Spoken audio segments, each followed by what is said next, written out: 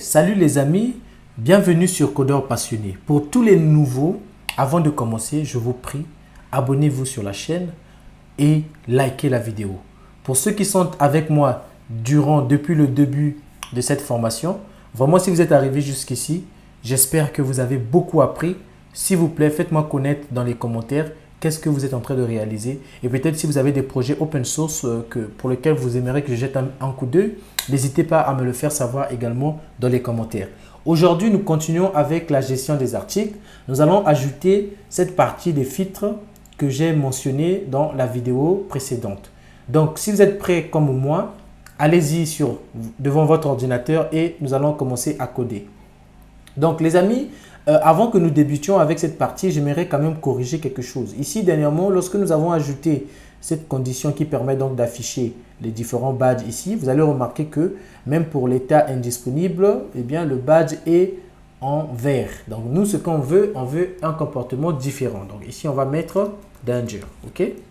Donc, là, déjà, en le faisant ainsi, nous aurons partout où c'est indisponible, on aura rouge. Et là où c'est disponible, on aura au fait du vert.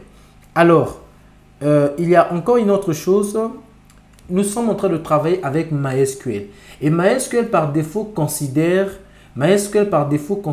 au fait, il n'a pas de type booléen autant que tel. Mais par contre, il utilise un type qu'on appelle TinyInt. Donc, c'est un type qui ne prend qu'un seul integer, une seule valeur numérique, donc un seul chiffre, ok? Et donc, tout ce qui est 0 est considéré comme étant false et toutes les valeurs différentes de 0, ok? Toutes les valeurs donc différentes de 0 est considéré comme étant true. Donc, en l'occurrence ici, 1, 2, etc. Donc, c'est ce que nous voulons faire et nous voulons juste nous rassurer que nous aurons bel et bien la bonne réponse. Donc, ce qu'on va faire ici, on va dire if article est disponible est égal, généralement donc ici est égal à 1. Donc, si on fait ceci, ok, on va se rassurer que la partie disponible va toujours s'afficher. Mais par défaut, au fait, notre if, comment il fonctionne? Lorsque vous écrivez un if et qu'au niveau de l'expression de if, il y a un 0, ok, il ne rentrera pas au fait dans le if. Donc, voilà pourquoi au fait, nous sommes, même lorsqu'on ne met pas égal 1, nous avons toujours au fait les valeurs ici qui sont correctes. Pourquoi? Parce que par défaut, lorsque est disponible est égal à 0, comme c'est le cas au niveau de notre base de données pour certains champs, ok? Par exemple, ici, Stroman est indisponible, donc normalement c'est 0. Donc 0 c'est indisponible. Eh bien, si vous remarquez ici, au niveau de notre... alors, j'étais où déjà? La table article, ok? Donc ici, si vous remarquez, est disponible ici, c'est égal à 0. Donc, on a Armstrong. Donc, Armstrong ici doit être indisponible. Donc, c'est exactement ce que nous voulons comme comportement. Et pour ce qui est de Friesen, je ne sais pas c'est quoi, Friesen ici est égal à 1. Donc, c'est disponible. Et c'est exactement ce que nous voulons ici. Donc, en ce qui concerne nos états, ça marche correctement. À présent, nous allons travailler maintenant sur la partie de filtre. Donc, on va ajouter un petit bloc juste avant le tableau qui va nous donner deux options. Parmi lesquelles la première qui va consister à filtrer par rapport au type d'article et la deuxième option va nous permettre de filtrer par rapport à l'état de l'article. Donc, à l'état selon lequel notre article est disponible ou indisponible. Donc, c'est ce que nous allons faire maintenant. Donc, pour commencer, on va préparer notre markup. Donc, on va préparer du HTML qui va afficher les selects, qui va afficher la partie de filtre. Donc, j'ai dit juste avant notre tableau, donc à ce niveau ici, nous allons ajouter une autre div ici. Alors, on va styler après. Et je vais ajouter au fait deux blocs de forme groupe. Forme groupe. Donc, ils auront la classe forme groupe. Et je vais tout simplement utiliser emit pour multiplier. Donc, il va me créer deux blocs. Donc, ici, dans le premier bloc, je vais mettre un label. OK. Alors, filtre, on va dire filtre type. Donc, ça, c'est notre label. On va dire filtré par type. Et là, on aura notre select. Donc, on n'a pas besoin du name. En ce qui concerne l'ID, on va mettre juste le filtre type qui est là. Vous n'êtes pas obligé. On va mettre un wire model. On va appeler notre model filtre type. Et à l'intérieur de notre select, on va tout simplement ajouter une première option, donc qui sera vide, on n'aura aucune valeur. Et la deuxième option, on aura notre for each. Donc notre for each ici, on va supposer que nous avons un article, type article. Donc on va tout simplement boucler sur cette valeur. Et là, on aura donc les options. Options. Et ici, on va tout simplement ajouter donc notre type article ID. Donc ça sera la valeur qui sera retournée lorsqu'on va sélectionner cette option.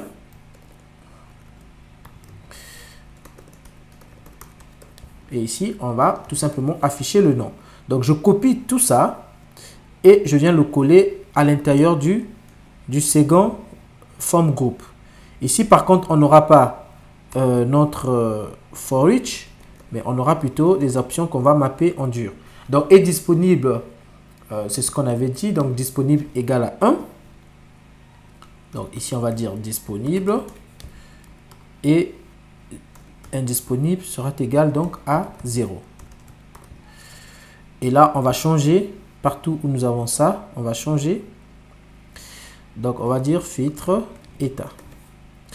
Alors, ce qui est important pour nous, c'est le wire model parce que c'est le wire model, c'est à partir de ce modèle-là qu'on va en fait mapper les valeurs que l'utilisateur va choisir ici au niveau de notre logique. Donc, si vous vous posez la question sur le for du label et le ID du select, ça, ce sont des notions du HTML. Mais déjà, pour vous expliquer, ce que je suis en train de faire, c'est que quand on clique au fait sur le label, ce label fit par type, et bien que le focus vienne directement sur ce select. Donc, c'est juste une façon en fait de lier le label avec le champ. Donc, voilà, c'est simple. Alors, une fois que c'est fait, tout ce qui nous reste à faire, c'est revenir au niveau de notre composant ici. Donc, on va se rassurer que nous sommes en train de renvoyer au fait type article.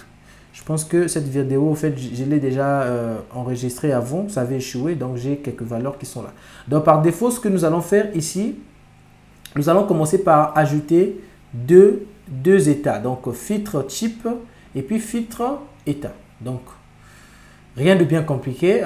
Si c'était pas ajouté, on devait tout simplement faire public filtre type. OK, par défaut. On met une valeur par défaut, virgule, et puis on pouvait aussi donner filtre état. Voilà.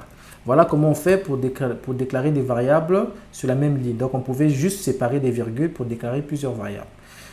Alors, ici, on va renvoyer cette variable type article, OK, sur laquelle nous bouclons là. Donc, on va la renvoyer tout simplement à ce stade-là, au niveau de notre interface. Et pour le faire, eh bien, on va tout simplement renvoyer une variable type article ici. Donc, on va dire type article, OK, deux points. On va order by. Donc, order by va nous permettre au fait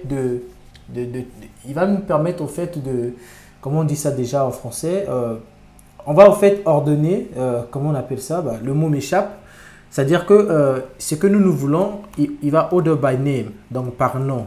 Donc, c'est-à-dire qu'on va afficher les types articles de façon ordonnée par rapport à leur nom et de façon ascendante. Donc, les noms qui vont commencer par A, B, etc. A, B, C, D seront les premiers à s'afficher au niveau de la liste. Donc, c'est juste une façon d'ordonner au fait la façon dont les données seront récupérées au niveau de notre base. Et sans oublier, on va ajouter ici un get à la fin. Donc, une fois qu'on fait ça, les amis, nous avons déjà à ce stade-là nos variables qui sont liées. Donc, ici, vraiment, rien ne va vraiment changer, hormis le design ici qui est vraiment foireux. Donc, nous allons retravailler sur ce design. Donc, qu'est-ce qu'il faut faire pour le modifier? C'est bien simple. On va tout simplement ajouter une classe ici. Une classe au niveau de notre select qu'on va appeler form control. Et on va faire la même chose ici. Classe form control. Donc, déjà ici, si vous remarquez, il y a déjà un petit changement. Mais nos champs prennent au fait toute la taille qui est disponible. Donc, ce qu'on va faire, au niveau de ce div parent, on va le donner au fait une classe de flex et puis on va lui dire justify content end. Comme ça, il va pousser les éléments à à droite. Donc, si vous remarquez, on aura ce comportement. Donc, on va juste appliquer au fait un padding. Donc, on va donner un padding de 4 partout. Donc là, ça va nous donner quelque chose de ce genre. OK. Et au niveau de ce form group, on va juste donner un margin right de 3. OK. Et là, on aura quelque chose de ce genre. C'est beaucoup plus propre. OK. Et une fois que c'est fait, bah, on va tout simplement donner un background. Donc moi ici, je vais utiliser un BG Indigo. Voilà. J'aime bien cette couleur. Voilà. Donc voilà notre partie. Alors, je ne sais pas pour vous, mais ce conteneur a été réduit. Donc, on va tout simplement augmenter la taille de ce conteneur. Donc, ce que moi, je vais faire pour permettre à ce que ça marche correctement, je vais réduire le tableau et je vais ajouter une autre div. Donc, je vais mettre ce tableau à l'intérieur d'une div. Je l'indente là. OK. Et ici, je vais ajouter une style. Donc, 8, 350 pixels. Voilà. Donc, le head que nous avons ici, on va l'enlever au niveau du card body. On va le mettre au niveau du nouveau conteneur qui va tout simplement contenir notre tableau.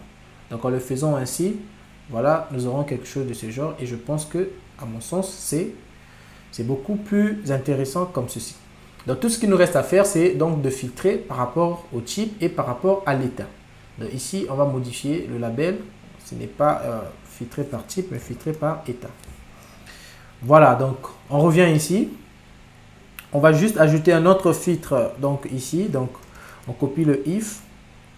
On va zapper ici. On a juste besoin d'un seul where. Et ici on va dire filtre type. Donc si filtre type est différent de ça, voici ce que tu vas faire. Tu vas filtrer là où type article ID. Donc rappelez-vous, au niveau de notre champ ici, c'est type article ID. Donc on va filtrer par rapport à ce champ. Donc là où type article ID est égal, donc on peut tout simplement zapper tout ce qui est ici. On n'a pas besoin.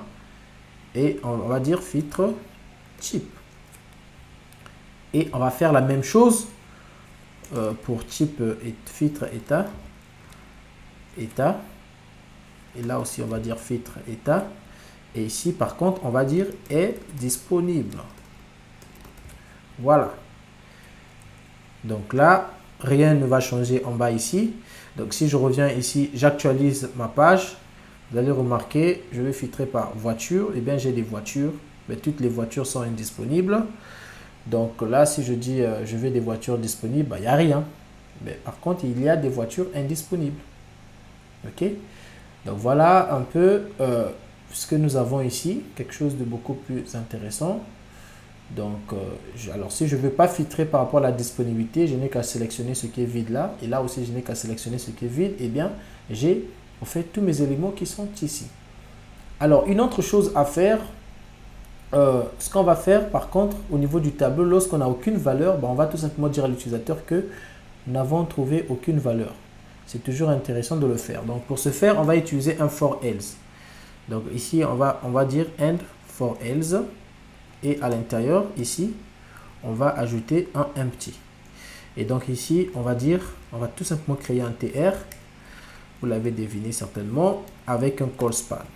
Call span, on a combien de TD? 1, 2, 3, 4, 5 et puis 6. Donc un call span de 6.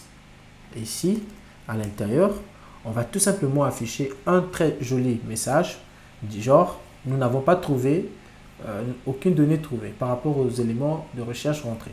Donc ici, on va prendre admin LTE rapidement.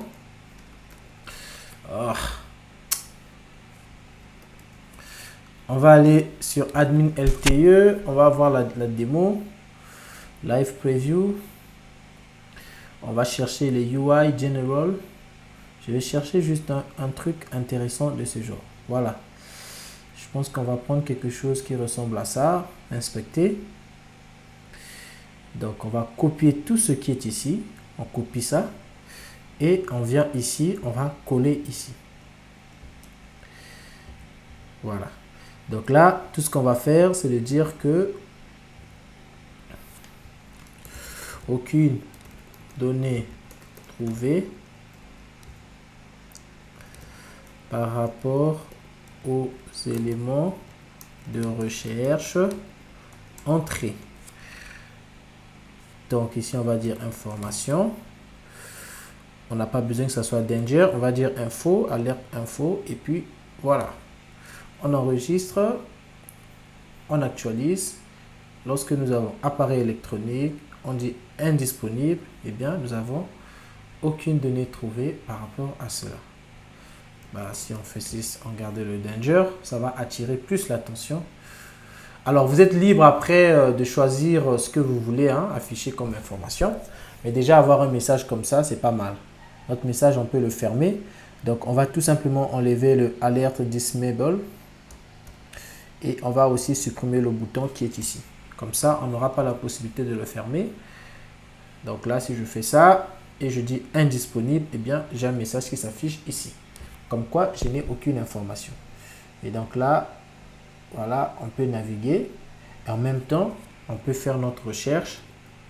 Par exemple, à jeunesse. Voilà les amis, c'est tout pour cette vidéo. Donc nous avons ajouté notre section filtre. Donc vraiment, j'espère que cette partie va vous aider par rapport au projet personnel que vous avez. N'hésitez pas, si vous avez des préoccupations particulières, à me les faire part au niveau du bloc des commentaires. Et je passe toujours les commentaires en revue et je vais vous répondre certainement. Pour ceux qui nous rejoignent pour la première fois, prière de vous abonner et de liker et de partager la vidéo. Donc des bonnes nouvelles vont bientôt arriver. Restez scotchés. Nous sommes ensemble. Portez-vous bien. À la prochaine vidéo.